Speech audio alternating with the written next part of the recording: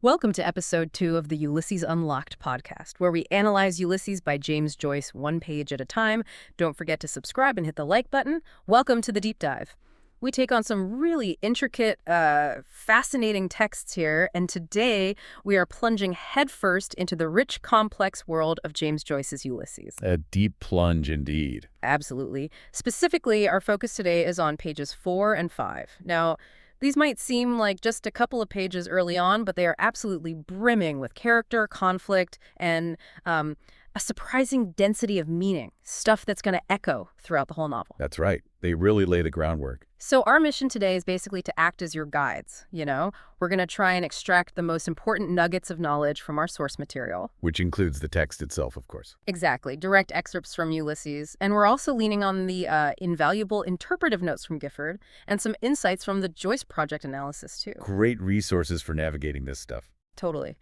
So we're here to unpack those early interactions between Stephen Dedalus and Buck Mulligan, dive into some pivotal literary allusions, and there are quite a few already, and reveal how Joyce just masterfully uses these initial scenes to subtly build the complex themes that define this monumental work. Yeah. Get ready for those aha moments, the kind that hopefully transform dense literature into, a vibrant living story for you. And what's truly remarkable about these opening pages, as you'll discover, is how they really go beyond just dialogue. They're not just people talking. Oh, not at all. They are meticulously crafted, just packed with clues, direct echoes of ancient texts, and some really incisive commentary on Irish culture and politics at the time. Joyce, with his incredible precision, he doesn't waste a single line, does he?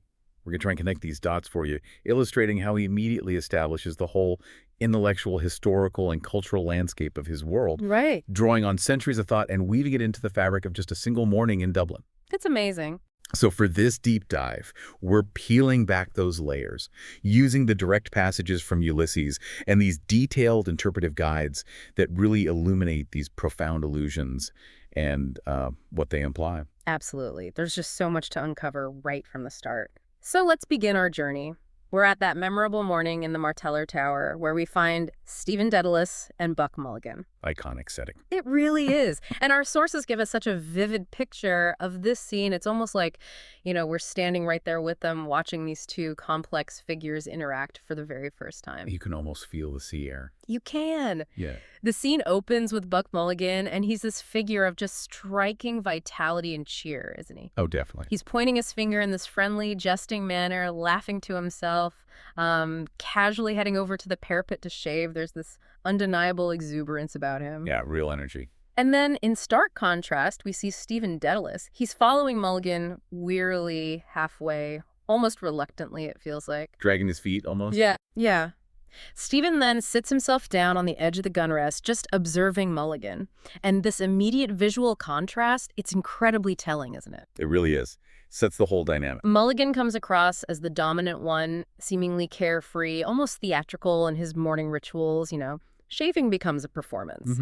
While Stephen is clearly the burdened observer, already weighed down by internal or external pressures that we're only just beginning to grasp at this point.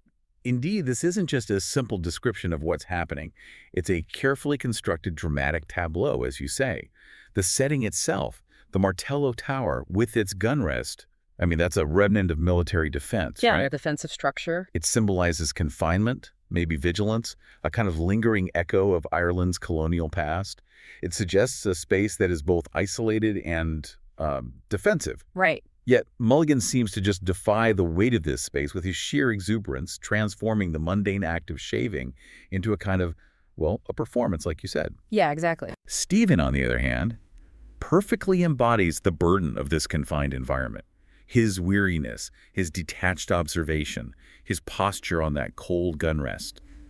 It hints at an internal struggle, a profound sense of entrapment or maybe resignation, even this early. Wow. It's a powerful visual metaphor that immediately sets the tone for their complex relationship and, importantly, for Stephen's character arc. And Mulligan's persona, it just bursts off the page in these moments, doesn't it? Particularly when he speaks of his Hellenic ring. Ah, yes, the Hellenic ring. With his gay voice, as Joyce describes it, carrying across the air while he shaves, he says, "My name is absurd, too. Malachi Mulligan, 2 dactyls. But it has a Hellenic ring, hasn't it? Tripping and sunny like the buck himself. We must go to Athens. He's quite pleased with himself there. He really is, clearly enamored with the sound and the rhythm of his own name. He even playfully suggests his aunt should fork out 20 quid for a trip to Athens, which is a rather casual, almost parasitic hint at his carefree nature, right? Definitely hints at him maybe expecting others to fund his adventures. Yeah, his intellectual and hedonistic whims. But let's clarify for you listening, what exactly does he mean by two dactyls in his name? That's a great question, and it really speaks to Joyce's meticulous ear for language and rhythm. It's not just a random detail. No, never with Joyce. When Mulligan says two dactyls, he's referring to a metrical foot in poetry, which was especially common in classical Greek and Latin verse. A dactyl consists of one stressed syllable followed by two unstressed syllables, think dia-da-da. Ah. So like the rhythm of Malachi or Mulligan. Right, I hear it now. Dee-da-da, dee-da-da. Exactly. This gives his name that light, almost bouncy, tripping rhythm, which he immediately connects to his own sunny and playful personality, like the buck himself. Okay. So he's not just stating his name, he's performing it, analyzing its inherent musicality and classical resonance, reinforcing his self-perception as this figure of, Hellenic brightness and poetic flair, even if it's maybe a bit self-serving. That immediately gives us a deeper appreciation for his character, though. He's not just, a loudmouth. He's actually acutely aware of the musicality of language. Oh, absolutely. He's sharp.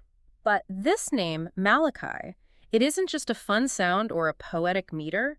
As our sources highlight, it carries a really deep historical and biblical resonance. Big implications there. So what kind of messenger or prophet does a Malachi Mulligan represent in this narrative? Especially when he combines this ancient name with his suggestion of a Hellenic ring and this desire for a trip to Athens. That really is the core question, isn't it? And Joyce immediately positions Mulligan in this fascinating tension between, say, the sacred and the profane, the ancient and the modern. Yeah. Malachi is Hebrew for my messenger, and the biblical prophet Malachi, who lived around 460 BC, wrote the last book of the Old Testament. Right, the final prophet. Exactly. He's famously known for foretelling the coming of Elijah the prophet before the coming of the great and dreadful day of the Lord, as it says in Malachi 4.5. So there's a profound prophetic weight to the name itself, linking it to divine messages and maybe impending judgment. Okay, so that's the biblical layer. But then the name also resonates much closer to home for Joyce and for Irish history.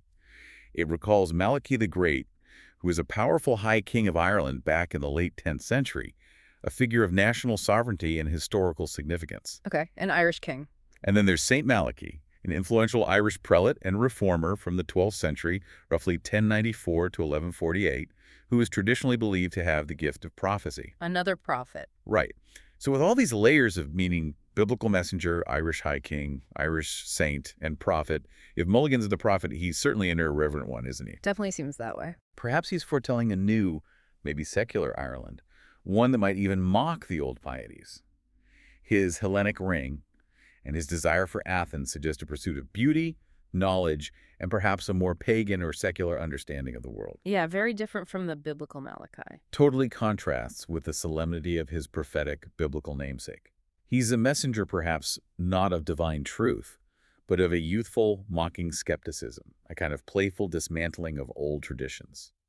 This immediately sets him apart from Stephen, who, as we know, grapples with far weightier spiritual and artistic burdens, even as he rejects traditional religion himself. Right, Stephen's struggles feel much heavier. So Mulligan's prophecy, if you want to call it that, might be less about profound foretelling and more about a joyful, if maybe shallow, deconstruction of the very spiritual and historical weight his name implies.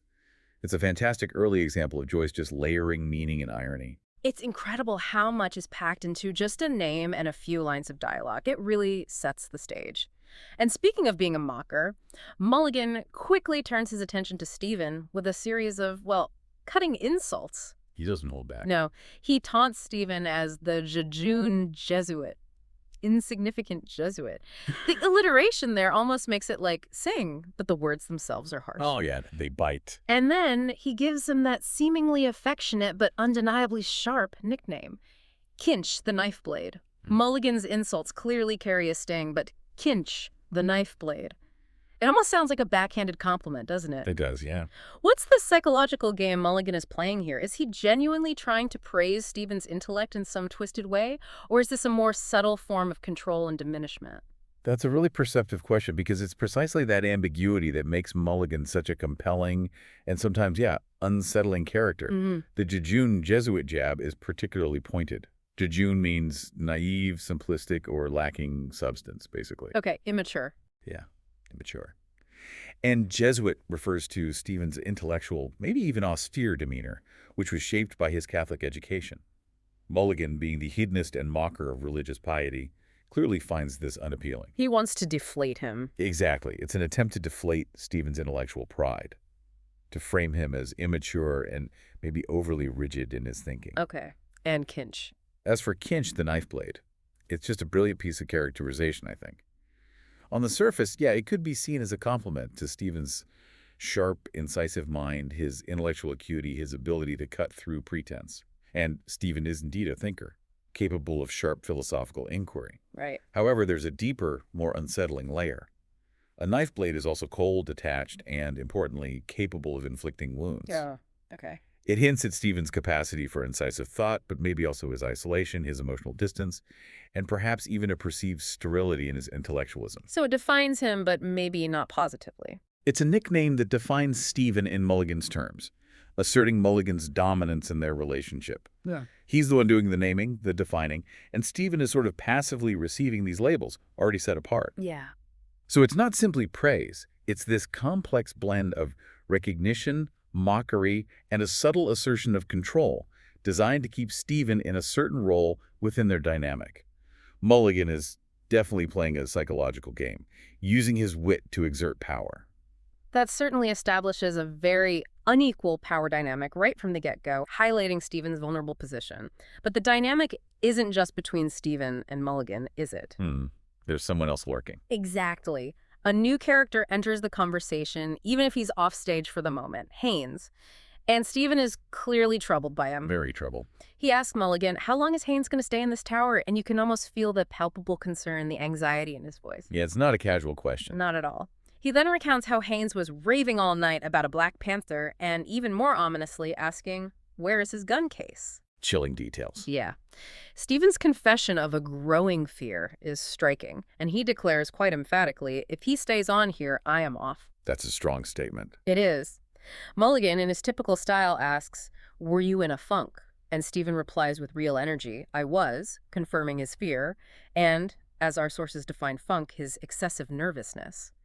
This isn't just a minor discomfort for Stephen. It feels like a profound, almost visceral anxiety. Yeah. What does this deep-seated fear reveal about Stephen's character, even at this early stage? Well, this funk Stephen describes, it's a raw moment of vulnerability, isn't it? It highlights his precarious emotional state and his intellectual sensitivity. It reveals a deep-seated anxiety and a sense of unease, particularly in the presence of an outsider like Haines. And Haines being English must add another layer. Absolutely. Yeah. Haines, being English, represents not just a personal intrusion, but also, symbolically, a colonial presence, a reminder of the historical domination that Stephen, as an Irishman, would naturally resent and perhaps fear. The fact that Haines was raving all night about a Black Panther and asking about his gun case introduces this element of irrationality and potential violence that deeply unnerves Stephen. It suggests a wild, unpredictable, and possibly dangerous energy that he instinctively recoils from. He doesn't know how to handle that. Exactly. His declaration that he'll leave if Haines stays really underscores the severity of his discomfort and his perceived lack of control over his own environment, his own safe space, supposedly. Stephen is an intellectual, an artist, you know. He seeks to grapple with ideas, not confront brute force or irrationality. This fear is a crucial early insight into Stephen's character. His hypersensitivity, his internal struggles, and his profound vulnerability to the external world, especially to figures who embody a colonial and potentially violent presence. It makes him very human, I think, despite his sometimes aloof intellectual pretensions. Yeah, it really grounds him. And Mulligan, in contrast to Stephen's quite palpable fear, quickly dismisses Haines with his usual frankness, but also with a dose of, well, Irish resentment. Oh yeah, he lays it on thick. He asks, God, isn't he dreadful? And describes him as a ponderous Saxon, thinks you're not a gentleman, bloody English, bursting with money and indigestion because he comes from Oxford. It's a very clear, if perhaps, superficial critique of the English colonizer, but it certainly resonates with the historical context. Precisely.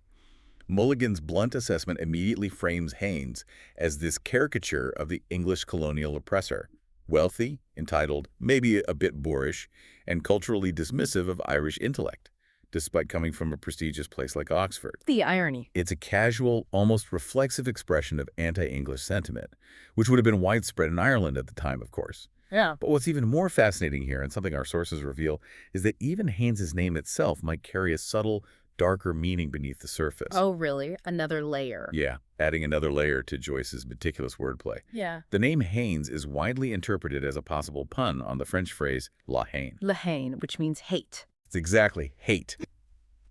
This interpretation is strongly supported by the anti-Semitic tendencies attributed to Haines in the interpretive notes we have, suggesting a deeper, more pervasive prejudice than Mulligan's more surface-level critique might indicate. Wow, okay. It immediately colors our perception of him, doesn't it?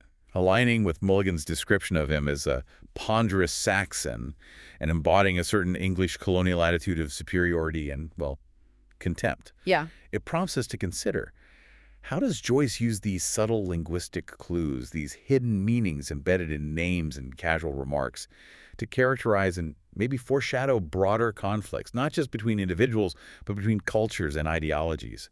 It's a masterclass in literary economy, where seemingly every word can carry multiple burdens. That's a powerful detail, the La Haine connection. And it shows how deeply Joyce embeds meaning, even in something as simple as a name. Okay. And it seems this detail about Haines, the Black Panther, and the gun, it's far more than just a fleeting anecdote, isn't it? Absolutely, it's not just fleeting. Frank Delaney, in his brilliant Rejoice series, actually dedicates an entire episode to a panther and a gun, which really suggests its deep significance. What do our sources, maybe drawing from Delaney's deep dive, reveal about the true weight of this detail for Haines and, maybe more importantly, for Stephen? Indeed, the very fact that Delaney, who went incredibly deep into Ulysses, dedicates an entire episode to a panther and a gun, underscores just how much significance this seemingly fleeting anecdote holds. Delaney, in his meticulous analysis, connects the Black Panther not just symbolically, but to a very real and unsettling figure from Joyce's own life and the Dublin of his time. A real person. Yeah, a man named Charles Augustus Leovinius. Leovinius was a student at Trinity College Dublin and a contemporary of Oliver St. John Gogarty, who, as we know, was the real-life model for Buck Mulligan. Okay, so there's a direct biographical link. There seems to be. Leovinius was apparently known for his erratic and at times violent behavior, and he reportedly did have a fascination with firearms, even carrying a gun and making unsettling remarks. So this isn't just Joyce pulling something out of thin air. Wow, that makes it much more chilling. It does. So for Haines to be raving all night about a Black Panther, Yeah. it's not just a random bizarre detail. The Black Panther itself, symbolically, isn't just an animal. It's a creature of immense power, stealth, a predatory nature, often associated with a lurking, untamed, and dangerous presence. Right. For Haines to be obsessed with it suggests a deep-seated, almost primal aggression within him, a kind of dark, unpredictable energy. And combined with the gun. Exactly. Combined with Stephen's report of Haines asking where is his gun case, it creates an immediate and tangible sense of menace for Stephen, who is already hypersensitive to threats, both intellectual and physical.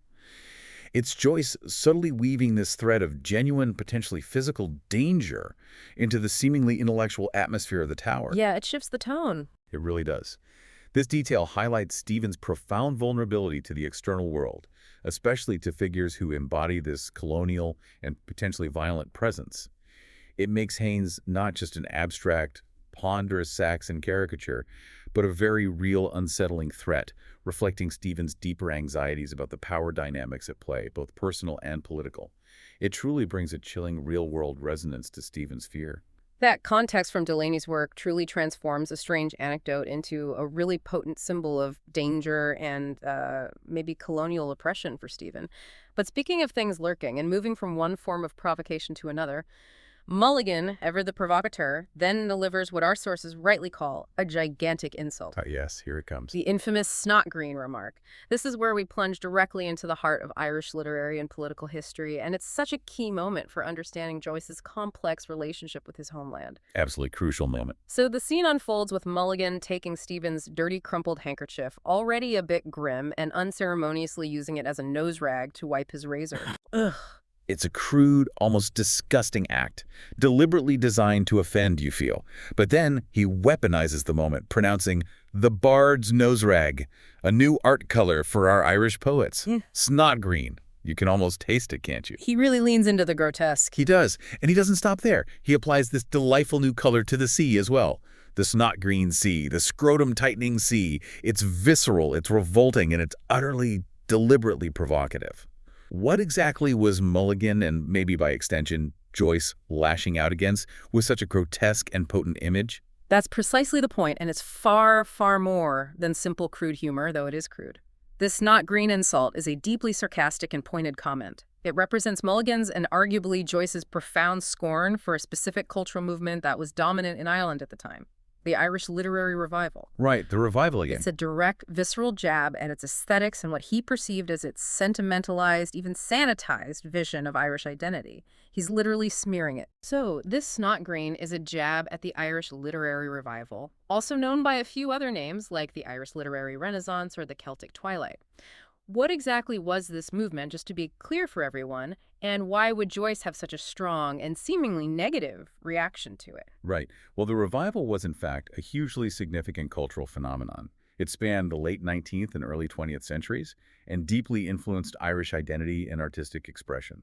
It was identified with really prominent writers, William Butler Yeats, George Moore, Douglas Hyde, George Russell, A.E., John Millington Synge, Lady Augusta Gregory, Padraic Colum, James Stephens, a whole host of major figures. Big names. Huge names. And its aim was pretty clear, to resist what was termed imperial assimilation, which was seen as slowly turning Irish men and women into West Britons. That term West Britons, it's quite loaded, isn't it? Very loaded. It was a derogatory term coined back in the 1890s to describe Irish people who adopted English manners and culture, effectively seen as abandoning their own heritage. Okay, so the revival was pushing back against that. Exactly. To counter this, numerous non-governmental organizations arose with this fervent nationalistic zeal, promoting Irish writing, reviving the Irish language and culture, and ultimately aiming for decolonization. So it wasn't just literature, it was broader. Much broader. We saw the Gaelic Athletic Association, the GAA, founded in 1884 by Michael Cusack and Maurice Davin. That focused on reviving traditional Irish sports like hurling and Gaelic football, alongside the Irish language, music, and dancing. Still huge today, the GAA. Absolutely. Then there was the National Literary Society, founded in '92 by Hyde, Yeats, and John O'Leary, which publicized Irish literature, folklore, mythology. The Gaelic lead Conrad na Gaelge, founded in '93 by Hyde, specifically promoted the speaking of the Irish language, along with music, dancing, games, Irish industry. Trying to rebuild the culture from the ground up. Pretty much. The Irish Literary Theatre, founded by Yeats, Moore, Gregory, and Edward Martin in 1899, presented nationalist plays and later became the famous Abbey Theatre. The Abbey, right. And, maybe less purely cultural but still vital, the Society of the Gaels, Cumann na Gadhil, founded by Arthur Griffith in 1900, promoted Irish self-reliance and abstention from British parliamentary politics. That eventually merged into Sinn Féin in 1907. So a real mix of cultural and political efforts. Definitely. Ultimately, though, the failure of the 1916 Easter Rising and the subsequent political rise of Sinn Féin in the years just after, well, it effectively led to the cultural revival's destruction, or at least its overshadowing, as the focus shifted very sharply from cultural nationalism to direct political independence. So you see, the revival wasn't just some literary trend. It was a deeply patriotic, almost nationalistic project, seeking to reclaim and define an authentic Irish identity. The major force. So when Mulligan sneers snot green at Stephen's handkerchief and dismisses it as the bard's nose rag, he's not just being crude, is he? He's weaponizing the very color associated with Ireland green and desecrating it. Precisely. It's sacrilege, almost. This isn't just an insult to Stephen, it's a rejection of the sentimental, romanticized, often sanitized version of Irish identity that these groups, in Joyce's view anyway, promoted. He seems to be saying, Your Irish art, your Irish poetry, it's not pure, it's not beautiful, it's diseased, it's the snot of a decaying tradition. Harsh critique. Incredibly harsh. For Joyce, this provincial fantasy, as he saw it, overlooked the gritty, uncomfortable realities of Dublin life, the very realities he sought to capture in his own work. So what was Joyce's actual engagement with this powerful revival movement? How did he reconcile its aims with his own artistic vision? It seems Oh, it's complicated. incredibly complicated. Because Joyce's relationship with the revival was marked by both a recognition of its necessity, its importance, and a profound, often scathing critique of its execution. Right. He saw the need, but not the method. Something like that. He certainly recognized the genuine need for an Irish national literature, and on that point he could align with figures like Synge and Yeats. He respected their artistry, even if he disagreed with their focus sometimes. However, he also harshly dismissed Yeats's overtly nationalistic play, Kathleen Ni Houlihan, as political claptrap, according to his brother Stanislaus in My Brother's Keeper. Wow, claptrap. Strong words for Yeats. Yeah, this wasn't a blanket rejection of nationalism itself, maybe, but a rejection of what he saw as its artistic compromises and its tendency towards, well, propaganda over nuanced art. Okay. His skepticism extended to the very language debate, which was absolutely central to the revival. He even studied Irish for a time with Padraig Pearse, a future leader of the 1916 Easter Rising. Right, Pierce. But he broke off the lessons because, as Joyce apparently put it, Pearse found it necessary to exalt Irish by denigrating English, even going so far as to denounce the word thunder, apparently a favorite powerful word of Joyce's, as inadequate in the Irish language. Huh. Denouncing thunder. Yeah. This really highlights Joyce's intellectual independence and his resistance to any form of linguistic or cultural chauvinism. For him, art transcended such narrow confines. He wanted access to all linguistic tools. Makes sense for a writer like him. And he also observed, critically, that many major revival writers were wealthy Anglo-Irish Protestants mining Irish peasant themes. He considered this kind of sentimental writing to be a provincial fantasy, a romanticized, often patronizing vision that didn't truly engage with the gritty, uncomfortable realities of Irish life, particularly that of Catholic Dublin, which was his world. Right, a different social sphere. Joyce firmly believed that Irish writers should engage with the community of European nations, not retreat into what he saw as nostalgic mythologies or an idealized provincial past, even while, ironically, he himself lived abroad for most of his adult life and wrote almost exclusively about Ireland, about Dublin. That's the paradox, isn't it? It is. And this complex, even paradoxical relationship with his homeland is poignantly illustrated in Dubliners, in the story The Dead. Remember where Molly Ivors accuses Gabriel Conroy of being a West Briton because he lacks interest in his country, people, and language? Yeah, that awkward dance scene. Exactly. Gabriel retorts quite defensively, "Irish is not my language," and exclaims, "I'm sick of my own country, sick of it." Yet, the story ends with him feeling this profound sense of inevitability, that the time had come for him to set out on his journey westward, highlighting this internal struggle between rejecting provincialism and an undeniable pull towards his roots. That westward journey towards Ireland, in a way. Metaphorically, yes. It prompts us to consider, Yeah. how can one reconcile a profound love for one's country with a deep and often scathing critique of its prevailing cultural and political narratives? It's a tension that runs through all of Joyce's work, particularly through Stephen Dedalus. And for Stephen, this isn't just an abstract intellectual debate. It's acutely personal, isn't it? Our sources note his feeling of exclusion from this nationalist literary circle. Very excluded. He's not invited to a gathering at George Moore's house where other literatis are planning to go, including Mulligan, who, despite being Catholic like Stephen, was well off and educated at Trinity College, so he kind of fit in better with that Anglo-Irish set. Right. Mulligan has access. Stephen doesn't. Stephen is literally on the outside looking in, despite his own burgeoning literary genius. He's trying to forge his own path, artistically, intellectually, but he's still very much a part of this cultural moment he's both drawn to and repelled by. Exactly. And the irony here is profound and totally deliberate on Joyce's part. While these men at Moore's house are animatedly discussing that our national epic has yet to be written, Stephen's own literary theory, which he's been expounding, predicts exactly how he will write that epic, the very one they're waiting for. He's the answer they're looking for, but they don't see it. He is the unrecognized genius in their midst. Joyce uses Mulligan's sneering tone, the snotgreen insult, to smear the movement Stephen isn't fully part of, expressing a shared disdain for its romanticized, maybe inauthentic elements. Yet beneath that scorn, as our sources point out, there's also a deep current of anti-colonial sympathy with its aims. So he's not totally rejecting the core goal. It seems not. Joyce, perhaps through Mulligan here, can critique the methods and the sentimentalism of the revival, while still fundamentally understanding and even supporting its underlying goals of achieving national identity and cultural independence from Britain. This complex stance, a critique layered with a fundamental understanding and even support for the underlying goals, is absolutely critical to understanding both Joyce as an artist and Stephen as his literary avatar. Right. It's never a simple binary for Joyce. There's always this nuanced, multifaceted perspective at play. He contains multitudes, as Whitman might say. It's all about those intricate layers, isn't it? Okay, so from the snotgreen sea, Mulligan's thoughts then turn, quite unexpectedly maybe, to the Greeks. A sharp pivot. Yeah. And he invokes some incredibly potent phrases that resonate throughout Joyce's epic. It's here we see that direct connection to Homer and the ancient world and how Joyce plays with these classical allusions. Bringing Homer to Dublin Bay. Exactly. Mulligan declares to Stephen, Dedalus, the Greeks, I must teach you. You must read them in the... He's almost breathlessly excited, full of that Hellenic enthusiasm he mentioned earlier. Yeah, his inner classicist comes out. And then he blurts out, EPI, oinopa ponton, and he translates it for Stephen, upon the wine-colored sea. It sounds beautiful, poetic, classic Homer. The famous wine dark sea. But just moments before, Mulligan called that same sea snotgreen. The contrast is absolutely jarring. What's at play here with this deliberate juxtaposition? Is he just being inconsistent, or is there more to it? Oh, there's definitely more to it.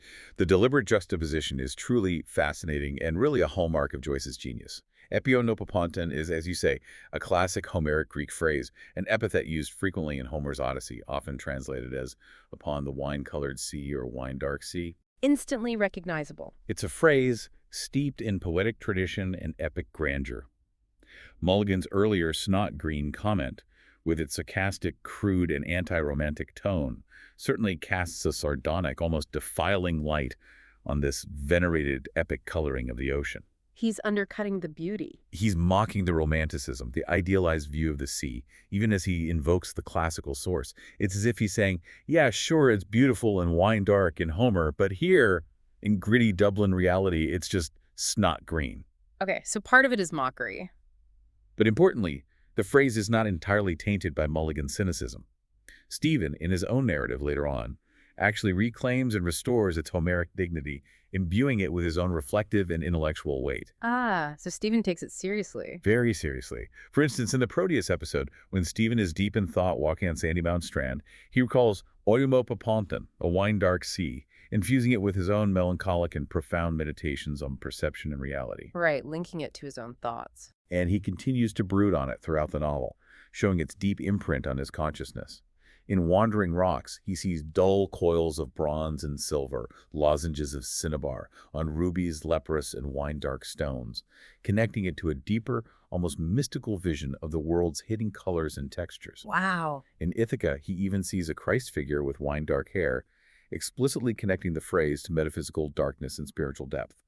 And even in Cyclops, the citizen, in a very different, much more nationalistic context, uses it, recalling the wine bark on a wine-dark waterway, in his own unique, somewhat bombastic style. So the phrase keeps evolving. Exactly.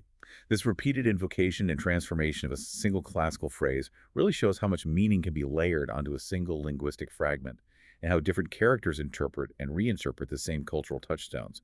It prompts us to consider, how does the repeated use and shifting meaning of a classical phrase not only reveal character and thematic development, but also reflect Joyce's own artistic process of taking the ancient and making it profoundly new and relevant to the modern Irish experience? That's fascinating. It becomes a recurring motif with shifting weight. Precisely. And it's also worth noting, just stepping back for a second, that this Homeric phrase is one of many formulaic epithets used by ancient bards. Formulaic epithets, what are those? They were essentially easily remembered, metrically friendly phrases, almost like crutches, to help the bard fill lines and aid oral performance and memory. Think rosy-fingered dawn, swift-footed Achilles, wine-dark sea. Okay. Standard descriptions. Exactly. Joyce, ever the meticulous observer of language and its patterns, likely noted how many of these involves color, and this might have influenced his own famously precise and often colorful descriptions later on, like the orange-keyed description of the Bloom's chamberpot in Calypso.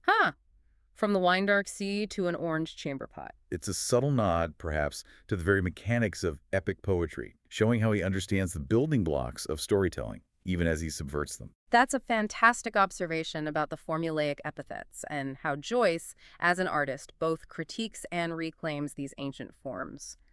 But Mulligan isn't done with his Greek pronouncements yet, is he? Not quite. He has another big one. Another powerful Greek phrase he declaims is Thalatta. Thalatta. Our sources tell us this is more than just a random exclamation.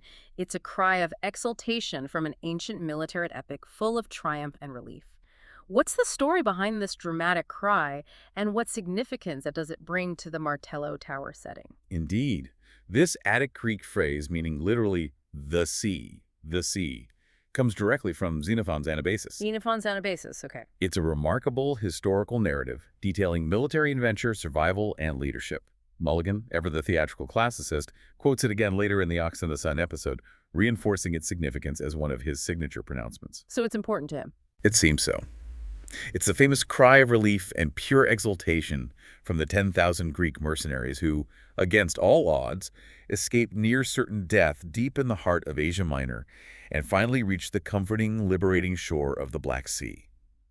It's a profound symbol of survival, freedom, and the sheer joy of overcoming seemingly insurmountable adversity. The 10,000. That sounds epic. Oh, it is. Let's delve a little into the narrative of Xenophon's Anabasis itself, because it truly is an epic story that would have been well known to educated readers of Joyce's time, part of the standard classical education. Okay, give us a rundown. The Anabasis was written in the early 4th century BCE, and its title, literally meaning a march up from the coast or a march up country, refers to a truly remarkable military expedition. Xenophon himself actually participated in 401 BCE as one of these 10,000 Greek mercenaries. He was there. He was there.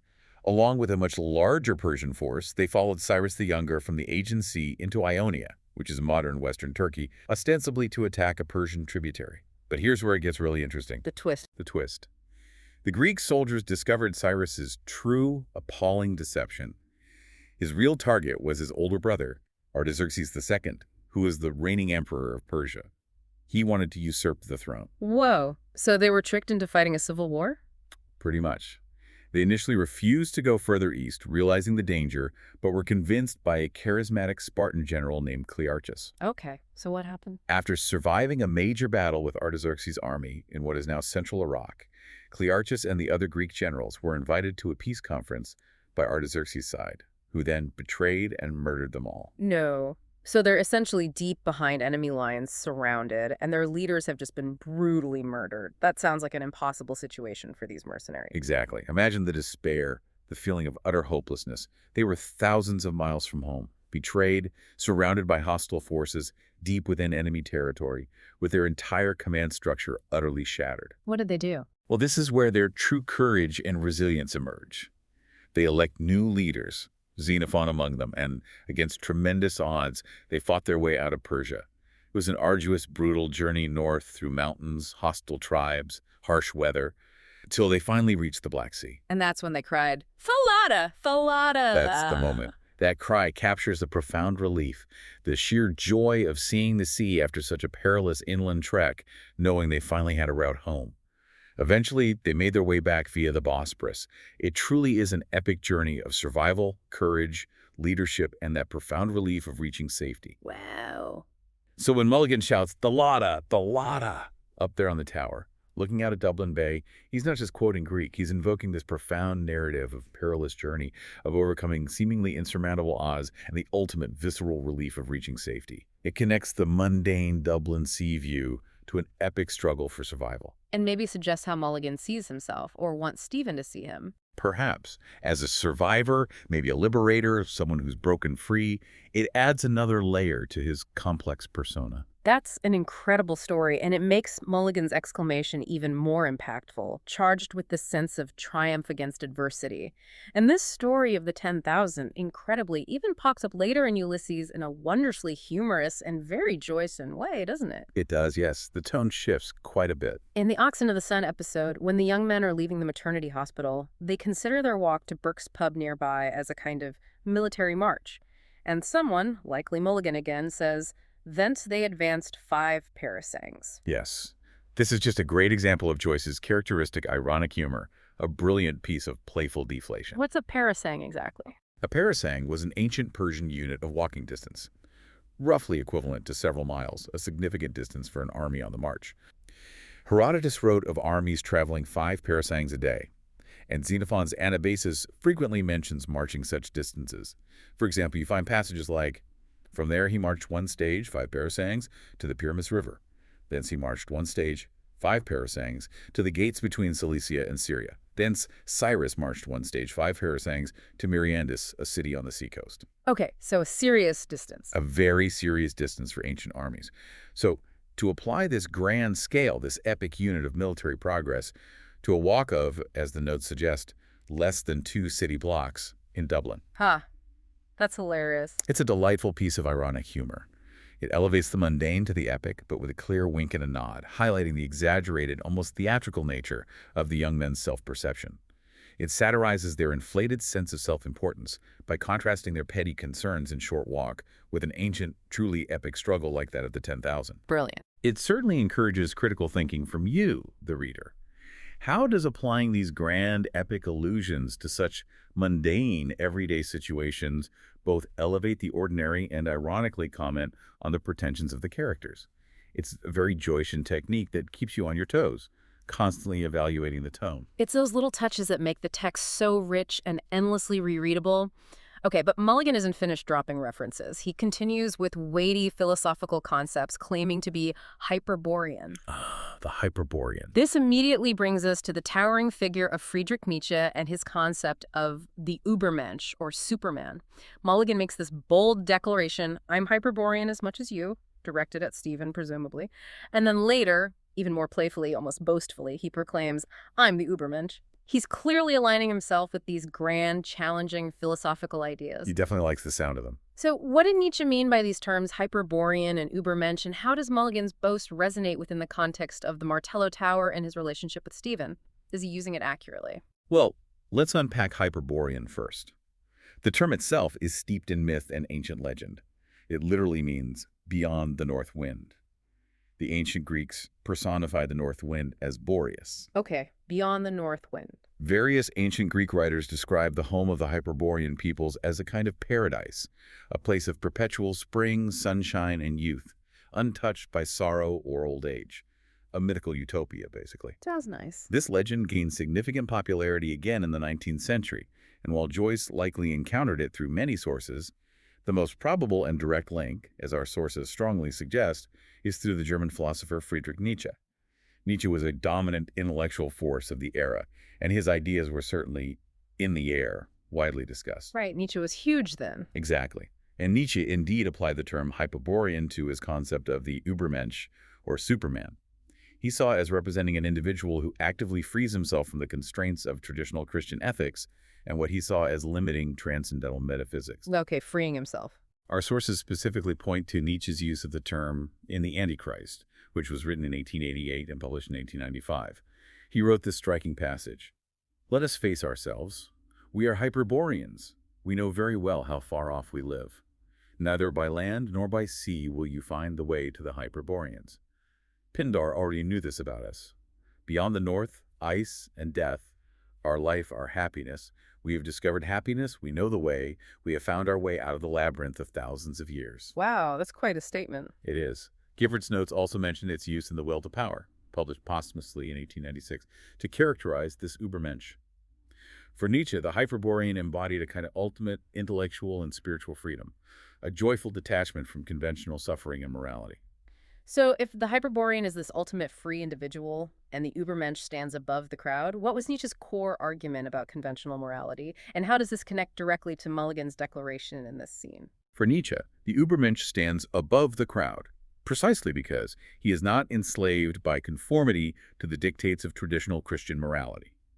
He viewed the conventional moral man, the one who adheres to these dictates, as fundamentally a weakling, a degenerate, trapped by what he termed a slave morality, one that valued meekness, pity, and obedience over strength, creativity, and self-overcoming. A very radical critique of morality. Extremely radical. This anti-Christian philosophy is almost certainly the operative context for Mulligan's statement here, particularly as he's commenting, implicitly, on Stephen's refusal to surrender to his dying mother's request for a show of Christian piety, kneeling and praying. Connecting back to Stephen's guilt about his mother. Exactly. Mulligan seems to see Stephen's defiance in that moment, or perhaps more likely his own rebellious spirit, as an embodiment of this Superman ideal. He sees himself as casting off the chains of conventional faith and societal expectation. He's embracing a kind of joyful, almost pagan, rejection of Christian guilt and dogma. So he's using Nietzsche to justify his own irreverence. That seems to be a large part of it, yes. This is obviously a profound philosophical concept with huge implications for how one lives their life, thinking about moral autonomy and individual freedom. But how do Stephen, Mulligan, and maybe even Joyce himself truly understand and embody these ideas? Are they just tossing around fashionable intellectual terms? Or is there a deeper, more genuine engagement with Nietzsche's rather demanding philosophy going on? That's a vital question, and one that gets right to the heart of character interpretation in Ulysses. Mulligan, with his playful declarations and his generally hedonistic behavior, his carefree attitude, his desire for pleasure and freedom from responsibility, he seems to interpret Nietzsche's writings, at least superficially, as an inspiration for irresponsible, selfish hedonism. Using it as an excuse, almost. Perhaps. He enjoys the intellectual thrill of breaking norms and shocking convention, but without necessarily grappling with the profound ethical responsibilities and the arduous self-overcoming that Nietzsche actually envisioned for his Übermensch. For Mulligan, it seems more about the appearance of intellectual superiority and personal liberation than the deep, often painful, transformative struggle required. He uses Nietzsche to justify his irreverence and maybe his privilege. Okay, so Mulligan's take might be shallow. What about Stephen? Stephen's thoughts on the matter aren't explicitly clear in these early pages. He's much more absorbed in his own internal struggles and anxieties, his guilt about his mother, his artistic burdens. He doesn't really engage with Mulligan's Nietzschean pronouncements here. However, our sources give a strong reason to believe that Joyce himself, particularly by the time he wrote Ulysses, had developed a much more penetrating understanding of Nietzsche's complex philosophy. Joyce knew his stuff. Oh, yes. He moved far beyond mere superficial interpretations to engage with its genuine intellectual challenges. Joyce was fascinated by radical individual consciousness and the struggle to create meaning in a world where traditional authorities, religious, political, artistic, were crumbling. He uses these philosophical concepts to explore the inner lives and struggles of his characters, particularly Stephen, who is indeed trying to forge a new path for himself, artistically and intellectually, much like Nietzsche's ideal individual. So Stephen embodies it more, even if he doesn't boast about it. Arguably, yes. His struggle is deeper, more authentic, perhaps. It prompts us, the readers, you listening, to consider, how do different characters' understandings or misunderstandings of complex philosophies shape their actions, their relationships, and the narrative itself? What does it say about their true character and the authenticity of their aspirations versus just, intellectual posturing? That's a fantastic point to consider, and it adds so much depth to their interactions, especially Mulligan's slightly show-offy pronouncements. Okay, wow. We've covered a lot of ground in these first few pages, pages 4 and 5. Just 2 pages. Just 2 pages. From personal insults and the complex dynamics between Stephen and Mulligan to ancient epics like the Odyssey and Anabasis, profound philosophy via Nietzsche, and a deep dive into Irish cultural history with the literary revival. It's dense stuff. It's incredibly dense, but also incredibly rewarding, revealing just how much meaning Joyce packs into literally every line. As we kind of start to wrap up this segment, what stands out to you as the most important takeaway from this deep dive into pages 4 and 5? Well, stepping back for a moment, these early pages of Ulysses are just a masterclass in establishing layered meaning right from the outset. We immediately see the complex, often antagonistic relationship between Stephen Dedalus and Buck Mulligan taking shape, that blend of genuine affection, maybe, but also intellectual rivalry and subtle, sometimes not so subtle cruelty. Yeah, the dynamic is set. And we also get a crucial glimpse into Stephen's internal struggles, his weariness, his intellectual pride, his very real fear of Haines, revealing him as this sensitive, introspective, and quite vulnerable artist figure. Yeah, are they vulnerable? More broadly, Joyce masterfully introduces foundational themes that will just keep recurring throughout the novel. That intricate, often fraught search for Irish identity in a post-colonial world. The clash between detached intellectualism and fervent nationalism, and the pervasive, inescapable influence of classical literature and philosophy on the modern mind, constantly being reinterpreted and challenged. Right. Every seemingly casual remark, like Mulligan's snotgreen or his exultant cry of Thalatta, opens up a vast world of historical, literary, and cultural context for us to explore. You really have to pay attention. You do. Joyce's genius lies precisely in his ability to weave these grand allusions and profound intellectual debates into the seemingly mundane details of everyday life: shaving, a handkerchief, looking at the sea. He shows how the past profoundly shapes the present, and how personal dramas are often echoes of epic, timeless struggles. So what's the relevance for someone trying to read this today? The relevance or application of this knowledge for you, the learner, is really in appreciating the incredible depth available in dense literature like this. Understanding how authors build intricate, resonant worlds with subtle clues, and recognizing that even a single page can contain a universe of meaning. It teaches us, I think, to look beyond the surface, to question, and to actively seek out those hidden connections that make reading such a rich, challenging, and ultimately transformative experience. Beautifully put. And that brings us to the close of this truly insightful deep dive into pages 4 and 5 of James Joyce's Ulysses. We've explored characters, history, philosophy, and discovered just how much depth, wit, and profound artistry lies beneath pretty much every word. It's truly a testament to Joyce's incredible skill and vision. Indeed.